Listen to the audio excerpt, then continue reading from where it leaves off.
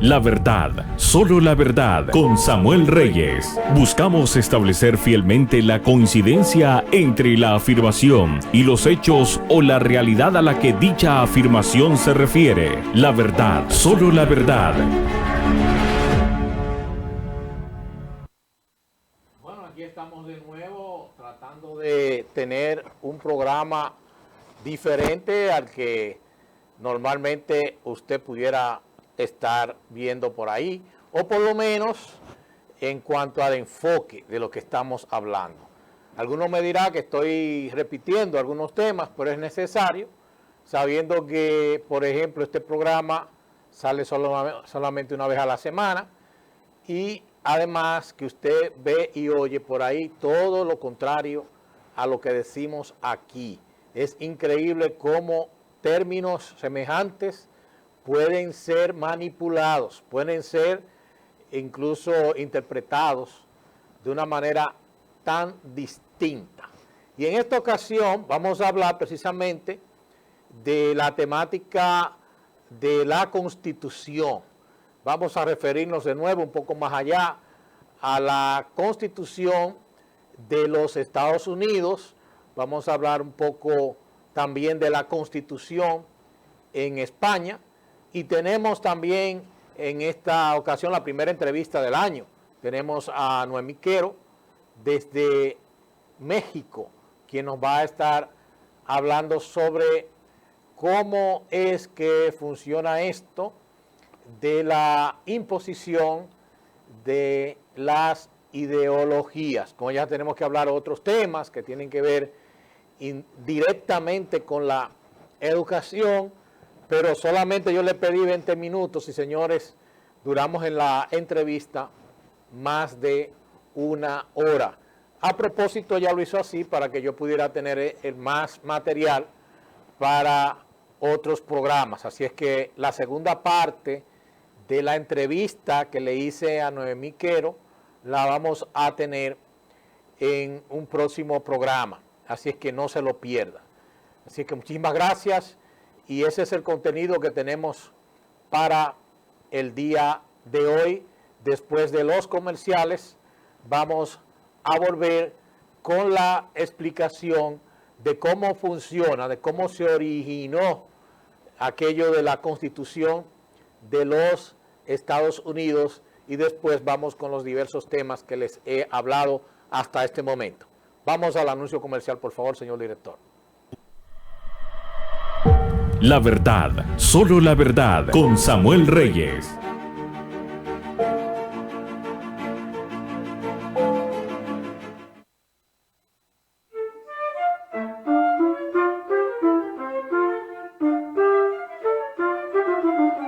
Dice la palabra de Dios, todo lo puedo en Cristo que me fortalece.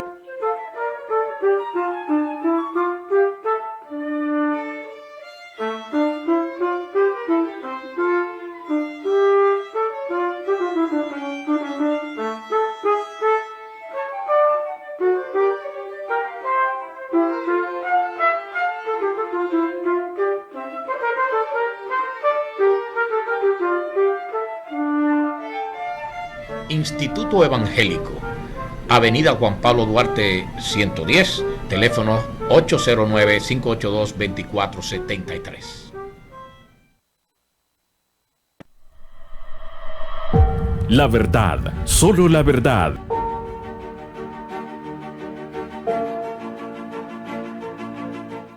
Bueno, se acabó de estar viendo los juegos de pelota hasta altas horas de la noche, porque a nosotros, ¿verdad?, nos eliminaron los aguiluchos. Y bueno, ¿qué vamos a hacer? Vamos a desearle a las Estrellas Orientales que puedan con el Licey, y que de ese modo, pues, el Licey no se nos vaya a ir arriba. Eso es por debajo, ¿verdad?, lo que deseamos los aguiluchos.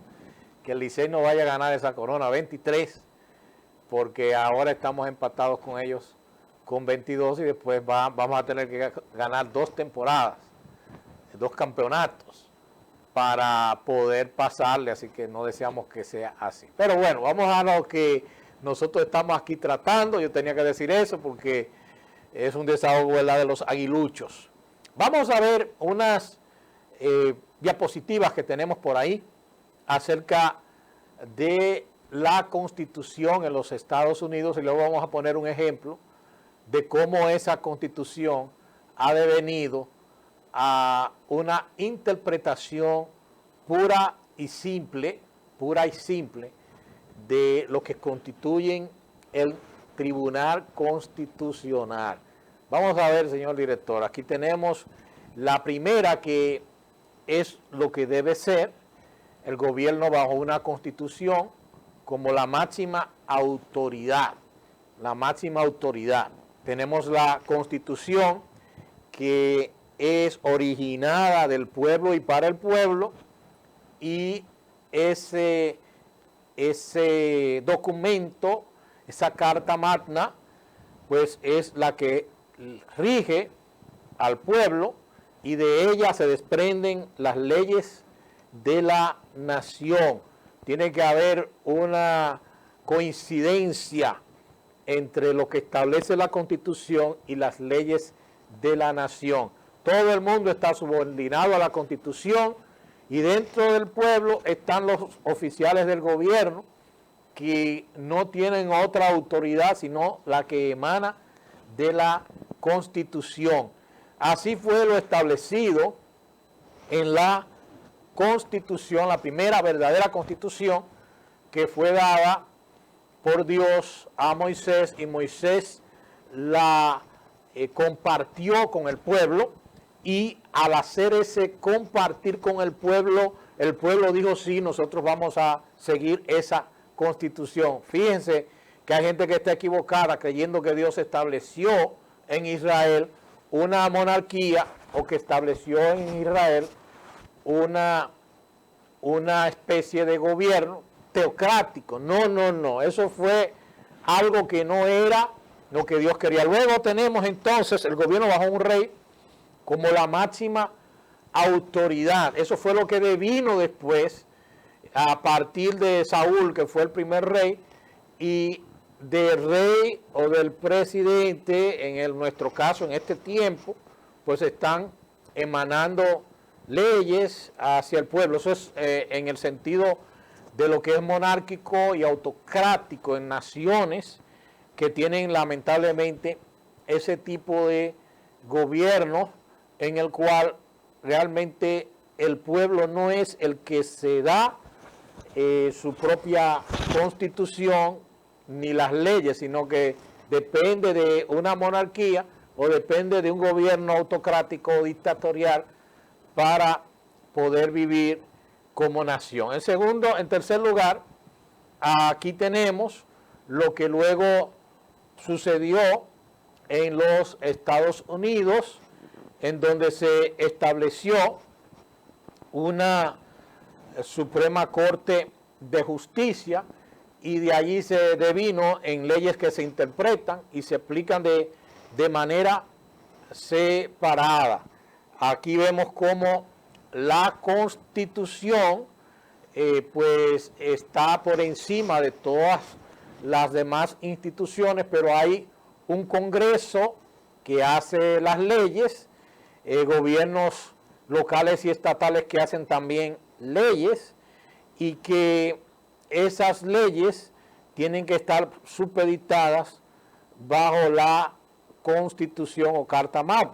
Entonces los jueces tienen las bases para juzgar de la Constitución, juzgan de acuerdo a la Constitución, y se juzga al pueblo y a todos los que componen los ciudadanos de la nación de acuerdo a la Constitución y las leyes. Eso es, en teoría, lo que debió pasar siempre, pero ha habido un problema en los Estados Unidos con esto. ¿Por qué? Porque de las leyes que se interpretan y aplican de manera separada, vamos a la siguiente diapositiva, pues fíjense lo que ha pasado. Vamos a ver este ejemplo.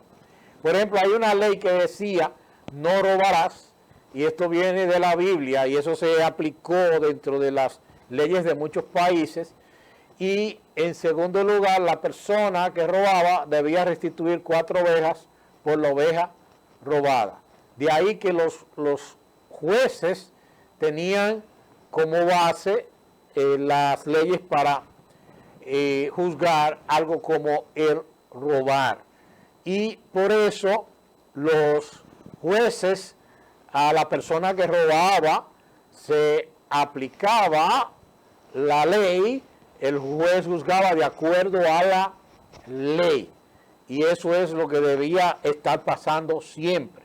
Pero si vamos a la siguiente diapositiva, veremos que cuando las leyes se interpretan y aplican de manera separada, entonces aquí viene el aspecto de que el juez ya no se fija tanto en las leyes, sino que él mismo, y ahí viene el problema de que de la íntima convicción del juez, pero esa íntima convicción del juez debe venir el que él se quede apegado a la Constitución y a las leyes. Y de ahí viene que si una persona comete un delito como el robar, pues esa persona, para cambiar la condena, para cambiar lo que establece la ley, le puede dar hasta un soborno a un juez corrupto, y de ahí que el juez juzga de acuerdo a su propia base para juzgar. ¿Por qué? Porque le conviene tener ese tipo de rejuego, ese tipo de interpretación muy particular de la ley.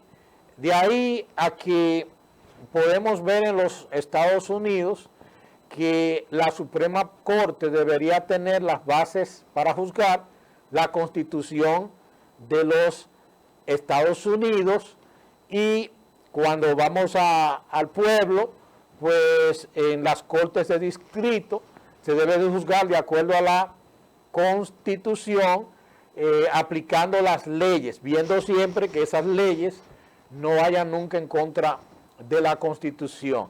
Si alguien no estaba de acuerdo con lo que se le había dictaminado por un juez de distrito, pues entonces apelaba e iba a la Corte de Apelación, y de la Corte de Apelación, siempre basando su alegato de que no se estaba impartiendo justicia, a que lo que se estaba decidiendo estaba o no de acuerdo a las leyes o a la Constitución. Por eso había el alegato de que era ilegal o que era inconstitucional. Entonces se podía ir apelando hacia la Suprema Corte de Justicia. De ahí que devino a este problema de que en los Estados Unidos sí sigue existiendo la Suprema Corte de Justicia, sigue existiendo la Constitución de los Estados Unidos, pero hay un problema. Hay 9 ideas de justicia de lo que conviene a la nación, que viene ¿de dónde? De cada uno de los jueces, que en vez de estarse apegando estrictamente a lo establecido en la Constitución y en las leyes, ellos dicen que esas son viejas bases para juzgar, que hay una nueva manera de interpretar, y de ahí viene a que juzgan de acuerdo a sus propias nuevas bases para juzgar.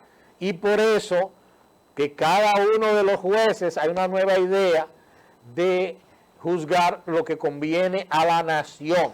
Por eso es que se le dice al que se apega al texto constitucional y al texto de las leyes, que esa es una persona conservadora, que esa es una persona que no da paso a las nuevas interpretaciones de la ley o de la Constitución. Vamos a poner un ejemplo de lo que sucedió en Estados Unidos con esa nueva perspectiva de que cada uno de los jueces tiene una íntima convicción de que hay unos que son progresistas, de que hay unos que son conservadores, cuando el llamado que deberían tener todos los jueces es a ser todos conservadores. Entonces, la primera enmienda de la Constitución de los Estados Unidos dice que el Congreso no podrá hacer leyes al respecto de establecer una religión o de prohibir el libre ejercicio de esta. Pues en el tiempo de la primera enmienda, la intención era simplemente el prohibir el establecimiento de una religión como la religión del Estado, como la Iglesia de Inglaterra o la Iglesia luterana en los países escandinavos o países nórdicos. El propósito era prevenir al gobierno de que no estableciera una cierta iglesia, una cierta denominación como la religión oficial del gobierno nacional. Y el propósito entonces de la primera enmienda nunca tuvo como intención el quitar el derecho a la gente de hablar de religión en lugares públicos, en las funciones del gobierno o en los edificios públicos, como la gran cantidad de documentos históricos así lo indican. La misma Constitución de los Estados Unidos fue hecha por gente que se dedicó dos horas a orar antes de ponerse a realizar la misma Constitución. Pero en el 1971, en la decisión de Lemon versus Kurzman, la Suprema Corte decidió que una acción de gobierno no debe tener el efecto primario de hacer avanzar o inhibir la religión. Esto significa que el gobierno no puede hacer nada que pueda apoyar todo punto de vista religioso en general. Y lejos de prohibir el favoritismo de una religión del todo, en esta y otras decisiones la Suprema Corte ha excluido totalmente el discurso religioso de más y más áreas de la vida del norteamericano, incluso de monumentos públicos. Una targa no se puede poner nada que sea religioso, ni se puede poner los 10 mandamientos en un lugar público, no se permite la oración en eventos escolares, e incluso, oiga bien, ni siquiera se permite el que los estudiantes de escuelas públicas hagan un momento de silencio si falleció un maestro, si falleció un estudiante, si falleció un padre, si falleció alguien importante, no lo pueden hacer. Lo más importante de todo es cómo fue que esto se decidió. Ninguna de estas restricciones de prohibir estas cosas en los espacios públicos podían hacerlo las autoridades locales, que tenían que responder a la gente que servían. Y la decisión sobre si la oración de apertura debía ser permitida en una ceremonia de graduación o en un deporte, o de poner un letrero con los 10 mandamientos o alguna otra cita moral en el pasillo de una escuela, no debía ser hecha por las autoridades del distrito escolar. Ellos no podían decidir eso, porque esto se deben a los ciudadanos de la comunidad. Y por eso entonces se llegó a una apelación y luego se llegó a la Suprema Corte de Justicia. Pero miren, ustedes tienen que entender que pedirle a un pastor, a un sacerdote, a un rabino, que haga una oración de apertura en un juego, es muy diferente que establecer la religión de ese pastor, de ese sacerdote o de ese rabino como la religión del gobierno. Lo que se debe proteger es que a todas las religiones se les dé la misma libertad de existir y que el gobierno les dé las mismas oportunidades. Por eso, lo que decidió la Suprema Corte de Justicia en los Estados Unidos simplemente va contrario a la intención original de la primera enmienda, que establece que el Congreso no puede hacer leyes que prohíban el ejercicio de esta libertad, de ese libre ejercicio de la religión. Pero ahora el libre ejercicio de la religión está severamente restringida en los espacios públicos, como si se tratara de algo que fuera inmoral, indebido, incorrecto y que nadie pudiera hacer.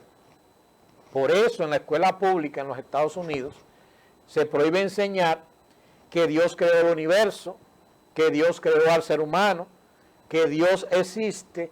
Y oiga bien, todos los estudios, las encuestas que se hacen en los Estados Unidos indican que un 90% de los estadounidenses sí creen en estas cosas.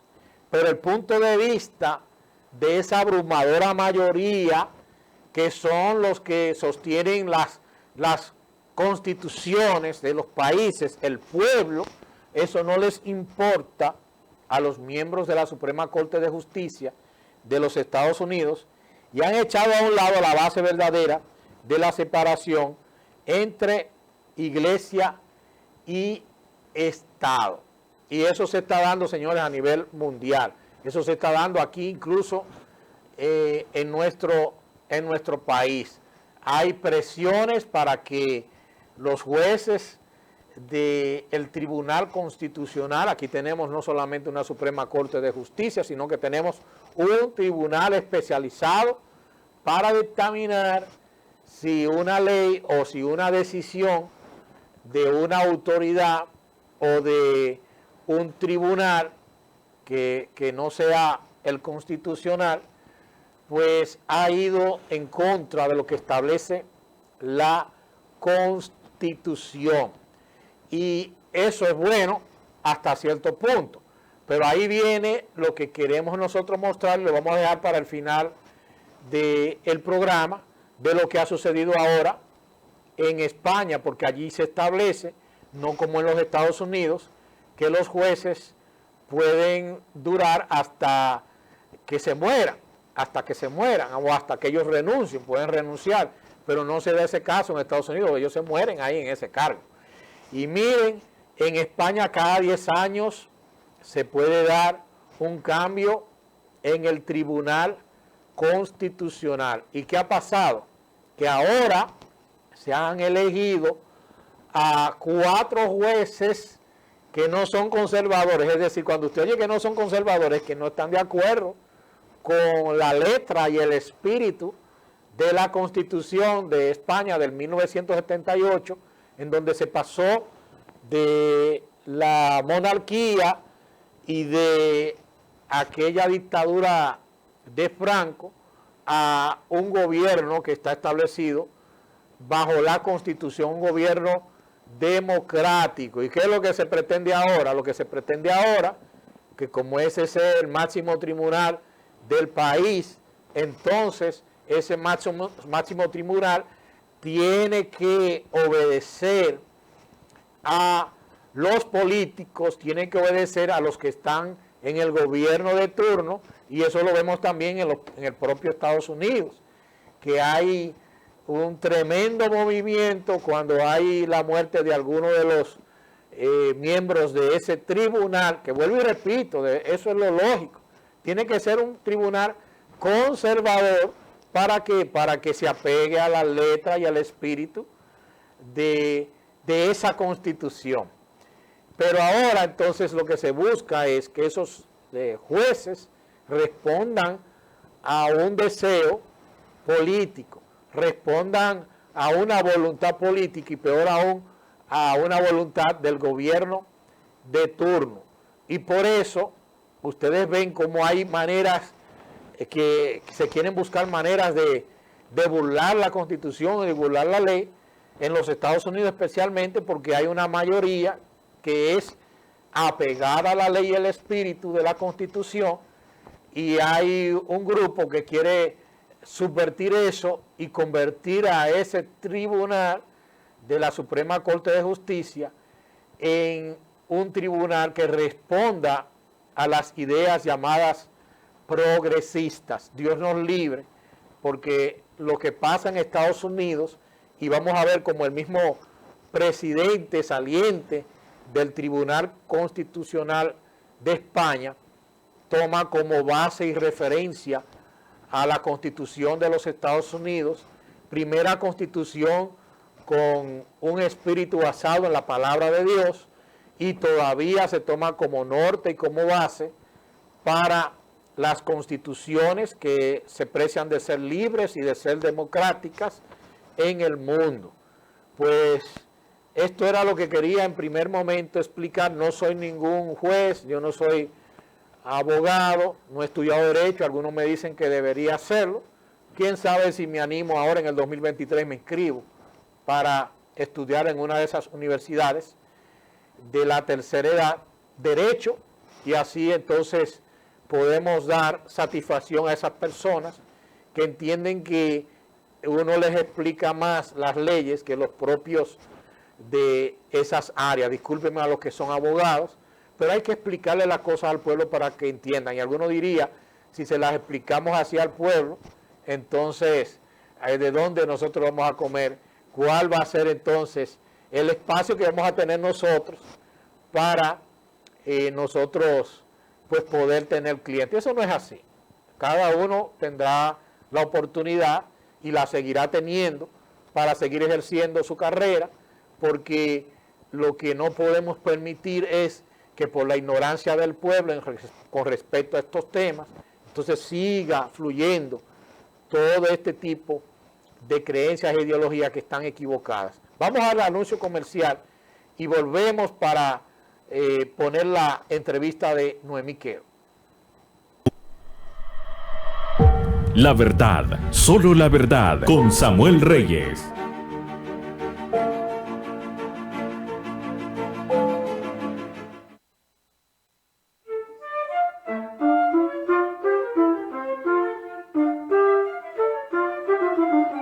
Dice la palabra de Dios, todo lo puedo en Cristo que me fortalece.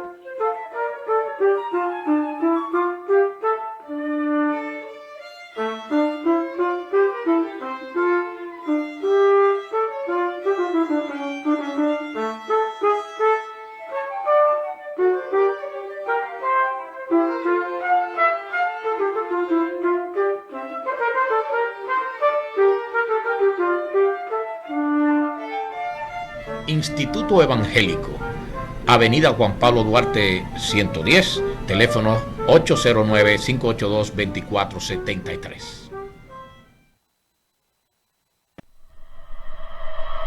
La verdad, solo la verdad.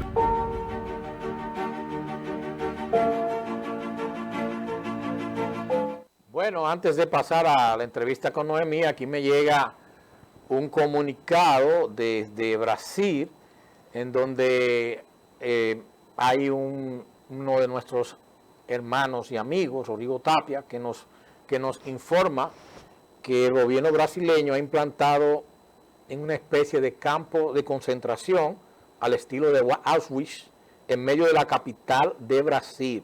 Más de 1.500 ciudadanos detenidos sin proceso legal, sin culpa, sin motivos reales. Policía y ejército están en convivencia con la barbarie. Ancianos, parejas, niños, sin agua, sin comida, atrapados en campamentos improvisados. Nosotros levantamos nuestra voz por todas esas personas que si fueron a protestar o fueron parte de una gran protesta, una protesta donde han participado millones de personas por espacio de unas 69 días, han estado protestando en Brasil, y si estas personas hubieran ido con una intención de provocar actos de vandalismo en los lugares en donde fueron detenidos, no hubieran ido con niños, con ancianos, no hubieran ido familias. Así es que nosotros entendemos que hay un exceso de las autoridades en Brasil y estamos seguros de que la Constitución ampara a esos ciudadanos que deberían ser, primero, antes de ser privados de libertad, puestos a la acción de la justicia y juzgados, y allí sí se le puede privar de libertad. Vamos a poner la entrevista, antes que se nos vaya el tiempo, con Noemí Quero acerca de este tema que tiene que ver con lo que quieren imponer en las escuelas allá en México en relación a la ideología de género. Bueno, mis estimados televidentes, tenemos de nuevo la presencia refrescante, espiritual, digamos, llena de grandes aportes a a nosotros cada vez que podemos hablar con ella, podemos tenerla dando conferencias o simplemente teniéndola en una entrevista como vamos a hacer ahora. Aprendemos mucho de ella. Ella es Noemí Quero. ¿Cuál es el apellido de su esposo, Noemí? Legorreta. Legorreta, siempre se me olvida. Pues damos gracias a Dios por la oportunidad que tenemos de entrevistarla en esta ocasión. Bienvenida a Noemí, pues en este 2023, qué bueno que podemos empezar con la primera entrevista del año con usted. Sí, un gusto, pastor, siempre estar con ustedes. Muy bien, entonces hay una conferencia que acaba de finalizar en México, una cumbre de presidente López Obrador, presidente Biden y Trudeau si no me equivoco, de Canadá. Entonces, en México, ¿qué tal han recibido esa cumbre? Antes de empezar a hablar del tema que vamos a hablar.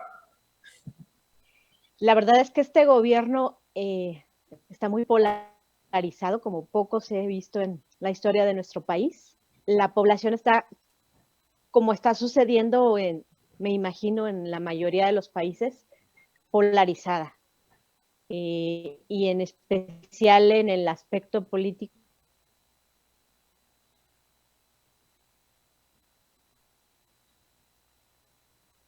En México hay quienes lo apoyan, pero apasionadamente. A la oposición está totalmente en contra. No hay como... Bueno, lo que nos...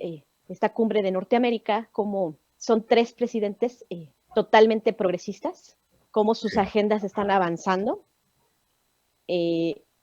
Obviamente la agenda de Estados Unidos siempre es más adelantada en cuanto a al proceso que lleva, igual que la de Canadá, pero precisamente el año pasado aquí en nuestro país comenzó esta bola de nieve ya a echarse a andar y cada vez ha tomado más fuerza y cada vez viene con más velocidad descendiendo sobre la población, y verdaderamente que me sorprende cómo aún a la Iglesia Nacional nos está tomando desprevenidos.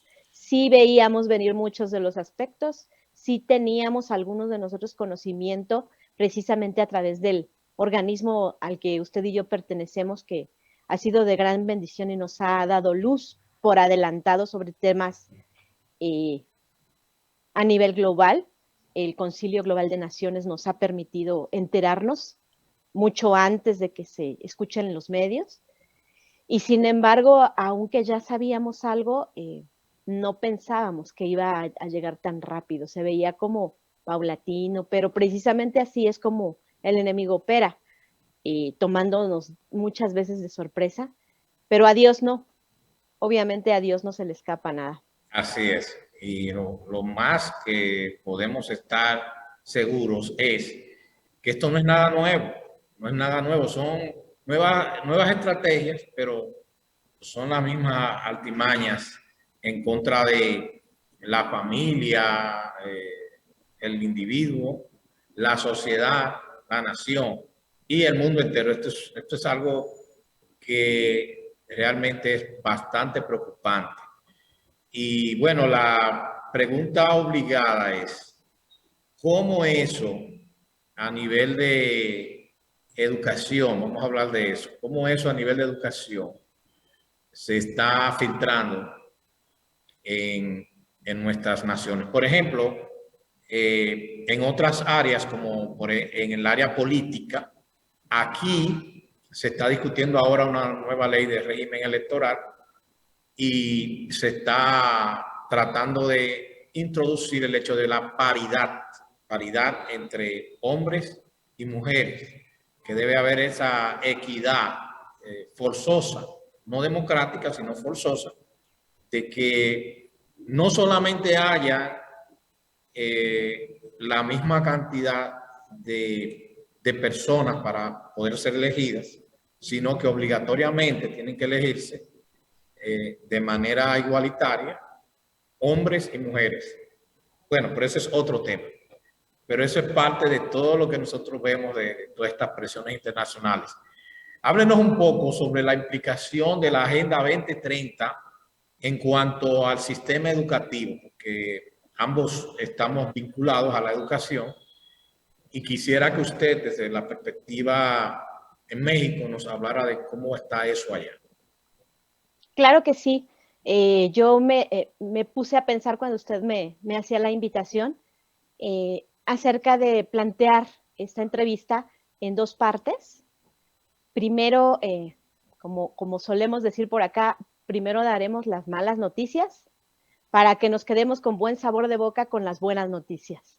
Entonces, lo que yo quiero hablar acerca de la educación es vincularla con esta agenda que yo mencionaba en cuanto a cómo realmente sí existe un plan, sí existe una agenda 2030 a nivel internacional, aunque muchas veces las personas a las que les conviene que la población no se entere,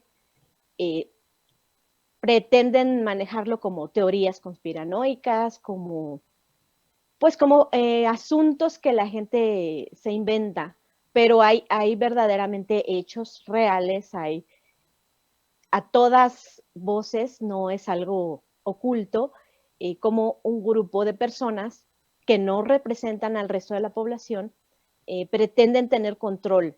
Gente que ahora no elegida por nadie se atribuye derechos para gobernar, derechos para controlar gobiernos. Lo pudimos ver claramente con el presidente Trump, los medios y los filántropos poderosos y multimillonarios, tomando decisiones por el resto de la población. Entonces, esta agenda abarca todos los aspectos de la sociedad, como es gobierno, finanzas, salud, familia y obviamente educación, porque ellos pretenden enriquecerse aún más, controlar aún más. Entonces, esto lo podemos ver, hay documentos, hay noticias, se pueden encontrar fácilmente, y uno de los foros en donde se exponen esos cambios que ellos pretenden avanzar es en los foros como Davos. También pueden encontrar información sobre esta en redes y sobre todo con personajes como César Vidal y Agustín Laje, que ellos exponen, levantan la voz. César Vidal desde la iglesia, bueno, desde el punto de vista de los creyentes, y Agustín Laje, como un politólogo, es gente que se ha adentrado para conocer. Como ya había comentado, en el Concilio Global de Naciones, nuestros líderes han tenido contactos importantes en todos los niveles de la sociedad, con las iniciativas de organizaciones como la OMG, como la OEA, como la UNESCO y como la ONU, que son organizaciones que se han cuadrado ante este, digamos, movimiento o ante esta postura política que es el mal llamado progresismo, que en realidad a mí me gusta llamarlo pobrecismo, por las características y por lo que realmente implica para nuestras naciones, principalmente en América Latina. Pretenden vendernos algo muy atractivo, algo que supla las necesidades o las deficiencias que nuestros gobiernos tienen, pero ya en la práctica lo que sucede es un daño muy grave a la sociedad. Y hablando de educación, precisamente el ciclo escolar que inició en septiembre para la ciudad donde yo estoy es Toluca. Estamos a hora y media de Ciudad de México, yo soy de Ciudad de México, pero aquí en la ciudad donde Dios me permite vivir, el gobernador, con todo el derecho que se le ha permitido, sin ni siquiera tener que legislar o proponer, implementó ya la ideología de género en los colegios estatales, desde preescolar hasta preparatoria. Meses antes se llamó a los profesores a prepararse en vacaciones para iniciar con esta noticia que a unos nos tomó por sorpresa, pero otros ni siquiera lo terminan de entender, ¿no? La mayoría de los padres pensaron que se refería a igualdad de género, que quiere decir hombres y mujeres tienen los mismos derechos ante la ley, y eso no es nada nuevo. Nuestras constituciones, así generalmente en América Latina, así lo estipulan y así se ha manejado legalmente, con ciertas injusticias siempre y con atrasos, pero no es algo que se necesite legislar como novedoso, más bien poner en práctica.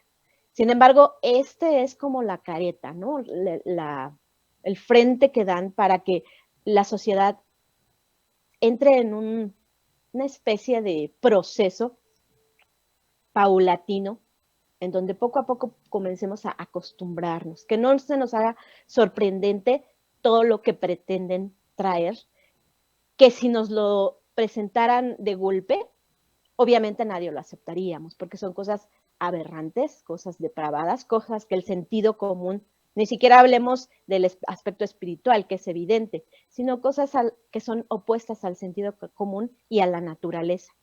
Y sin embargo, como sociedad sí somos capaces de acostumbrarnos, como esa ranita a la que pretenden cocinar, pero si de pronto suben la temperatura, pues ella puede fácilmente librarse y con un salto quedar libre de esa agua hirviendo.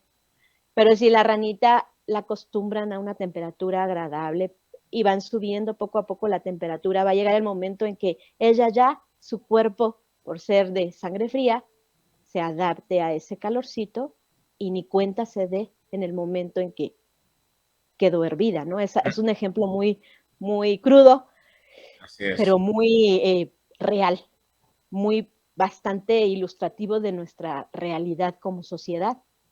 ¿Por qué lo digo? Porque existe ¿cómo podemos decirle? El nombre exacto se me fue, pero es un proceso que se llama la ventana de Overton, en el cual las sociedades se les pretende llevar de algo aberrante, opuesto y que nadie aceptaría a lo más aceptable en la sociedad. Estos dos puntos que son polos opuestos y empiezan a avanzar las personas que lo estructuran, las personas que quieren que la sociedad lo acepte. Pongamos un ejemplo, el canibalismo es un tabú, es algo que nadie aceptaría, es algo mal visto, es un escándalo para la sociedad. Entonces, si hipotéticamente nosotros quisiéramos pretender que fuera bien visto, que fuera bien aceptado, lo que sucede es que comienza el aparato, el sistema a manejarlo como noticia. Sucedió este caso aislado. Lo voy a explicar a grandes rasgos porque no lo domino muy bien. Tendríamos que presentar una imagen para que se pudiera ver bien. No lo tengo ahorita a la mano, pero sí pueden encontrarlo ustedes en redes sociales muy fácilmente, en YouTube, en Google. Entonces, la sociedad se entera de que en cierto lugar existió esto y toma una postura. Pero posteriormente se avanza a los medios tratando de manipular, hacernos lavado de cerebro, presentándolo como algo posible, ¿no? De entrada lo que sucede es que la gente pues empieza a decir, eso no es aceptable, pero después incluyen a alguien famoso, a un personaje bien conocido, que comience a exponer que esa persona no le parece algo tan aberrante, ¿no? Ya ahí tenemos tres pasos de la ventana. Ay, es que estoy al revés y no me acostumbro. 3 pasos que avanzaron hacia el polo opuesto. Ya.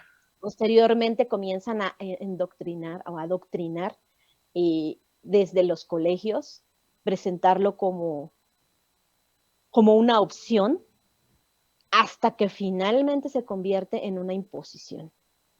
Y eso pues, esto está sucediendo realmente. No hablamos del canibalismo, pero sí hablamos, por ejemplo, de la homosexualidad, hablamos de la hipersexualización de los niños, hablamos de asuntos como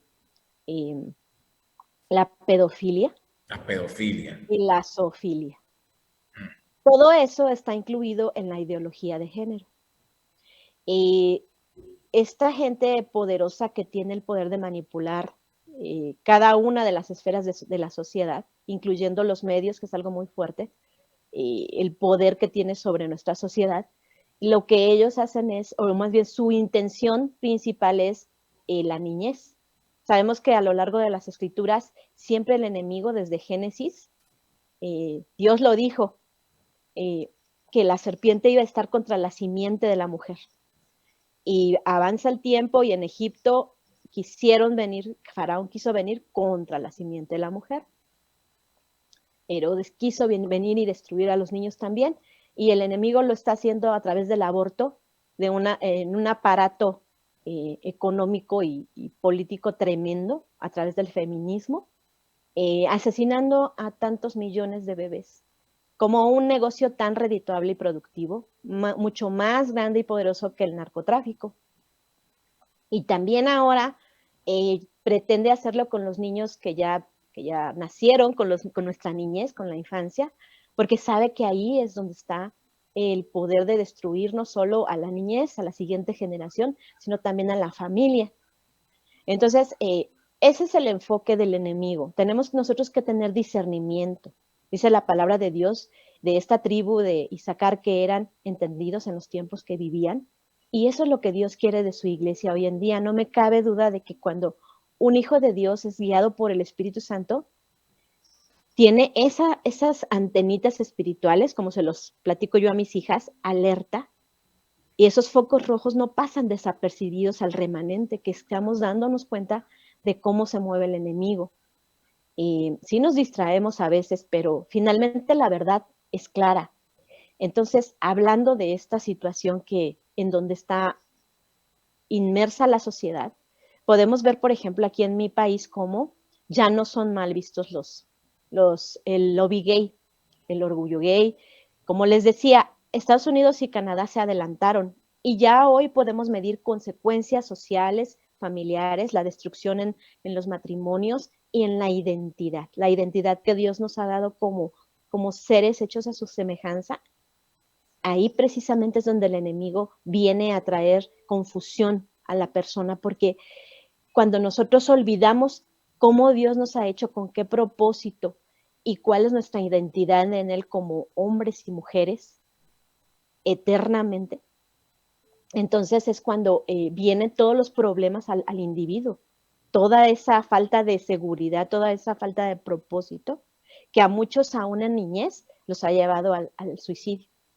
Entonces, cuando ya estas dos sociedades corrompidas por estos gobiernos pobrecistas, que entre paréntesis también ya estos gobiernos abarcaron América Latina.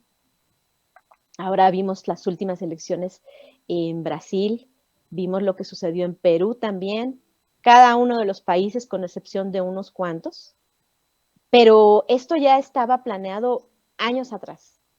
Que así se iba a entregar el continente a esta ideología nueva.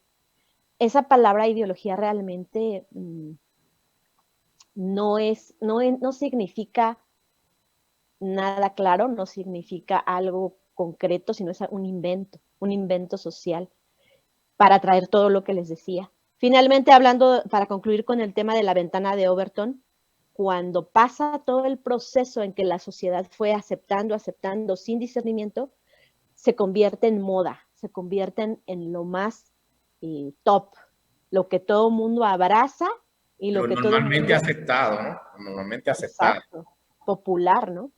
Sí. Lo más triste es que suceda esto en la iglesia.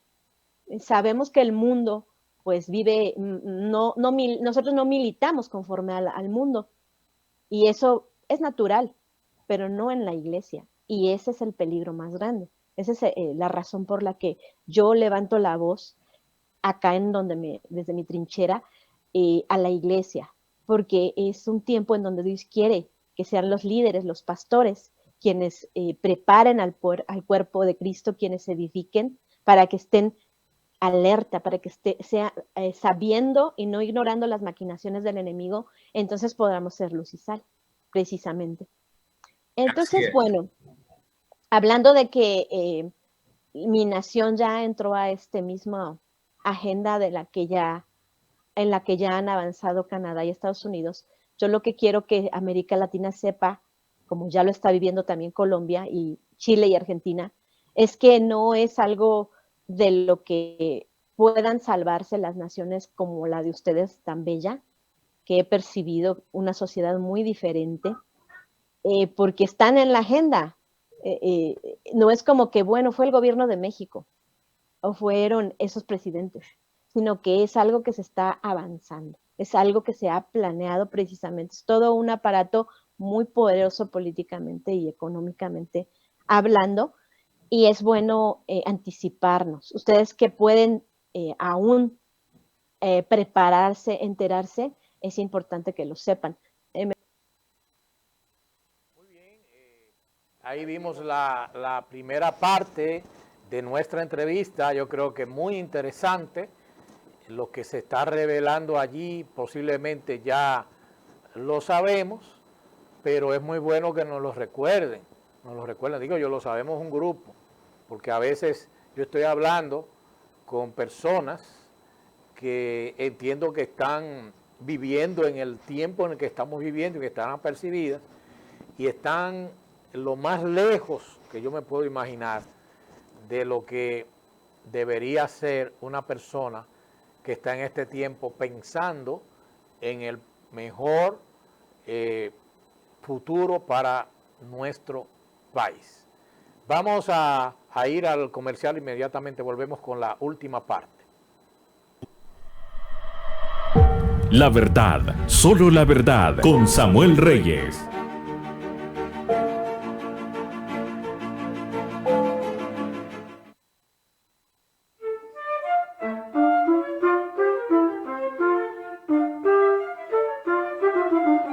Dice la palabra de Dios, todo lo puedo en Cristo que me fortalece.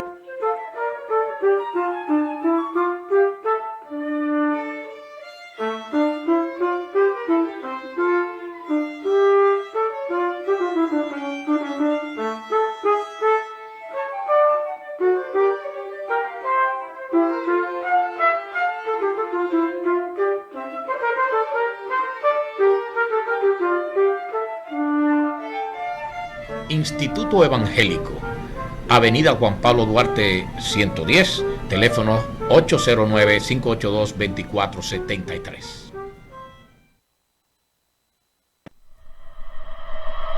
La verdad, solo la verdad.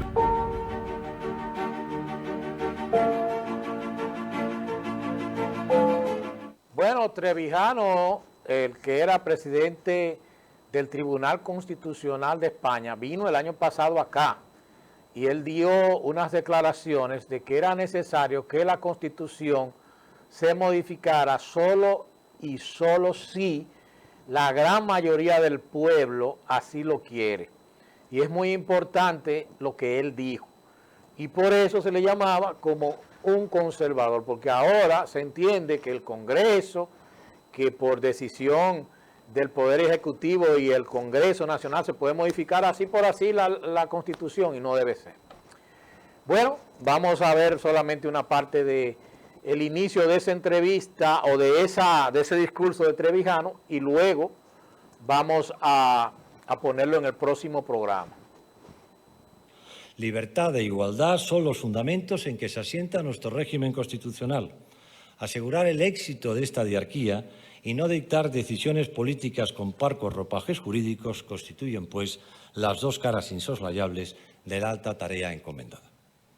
Autoridades, señoras y señores, encaro como colofón de mis reflexiones anteriores la última parte de mi intervención. En estos últimos años, el Tribunal ha emitido múltiples decisiones de las que el azar me ha hecho además ponente, que afectan a la estructura del Estado, a los derechos de las minorías, a la legislación básica estatal, al acatamiento de la Constitución por los poderes autonómicos, a la suspensión de la autonomía de una comunidad autónoma o a la constitucionalidad de ciertos estados de excepcionalidad. No han sido tiempos fáciles, nunca lo son. Ahora tal vez lo son un poco menos. Pero al respecto, repitamos lo obvio una vez más. El Tribunal cumple con su exigente cometido, que no es el de examinar cuestiones políticas, sino pretensiones jurídicas, aunque en el proceso latan contenciosos de hondo calado político. Nuestras decisiones se derivan de la posición orgánica del Tribunal, erigido por decisión del mismísimo Poder Constituyente de 1978 en su guardián y hermeneuta supremo, así como de la preeminencia, sin excusa de ninguna clase, de la Constitución. Ella se vincula a su vez con el indefectible deber que tienen, de forma especial, todos y cada uno de los poderes públicos, de conformidad con el artículo 9.1 de nuestra Carta Magna, de cumplir y de hacer cumplir su letra y su espíritu. No nace la Constitución, desde luego, para proteger y acatar a la autoridad, sino que es la autoridad quien debe protegerla y acatarla. Precisamente por ello proclama el preámbulo del texto constitucional de 1978 que la voluntad de los españoles es, y leo literalmente, la de consolidar un Estado de Derecho que asegure el imperio de la ley como expresión de la voluntad popular. La jurisprudencia del Tribunal ha desarrollado este principio con profusión en años recientes. Recordemos, a título de ejemplo, la sentencia 42/2014, que subraya cómo la primacía incondicional de la Constitución requiere que toda posición del poder quede sin excepción sujeta a la Constitución, sin que existan para el poder público espacios libres de la Constitución o ámbitos de inmunidad frente a ella. La verdad, solo la verdad, con Samuel Reyes. Buscamos establecer fielmente la coincidencia entre la afirmación y los hechos o la realidad a la que dicha afirmación se refiere. La verdad, solo la verdad.